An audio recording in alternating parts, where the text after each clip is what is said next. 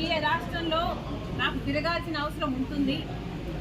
ఈ రాష్ట్రంలో తిరిగినప్పుడు నాకు భద్రత కల్పించాల్సిన అవసరము ప్రభుత్వానికి ఎంతైనా ఉంది.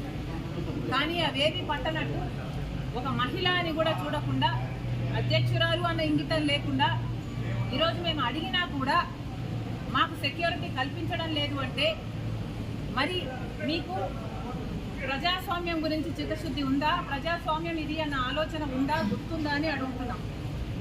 మీకు సెక్యూరిటీ ఉంటే సరిపోతుందా? మీరు పెద్ద పెద్ద కోటలు పెద్ద పెద్ద గడిలలో కట్టుకొని మీరు బతికితే సరిపోతుందా? మిగతా వాళ్ళకు ప్రజలకు భరోసా ఇవ్వాల్సిన అవసరం లేదా? ప్రతిపక్షాలకు రక్షణ కల్పించాల్సిన అవసరం లేదా? అంటే మా చెడు కోరుకుంటున్నారనే కదా దాని అర్థం. మాకేదైనా ప్రమాదం సంభవించాలని మీరు అనుకుంటున్నారనే కదా అర్థం.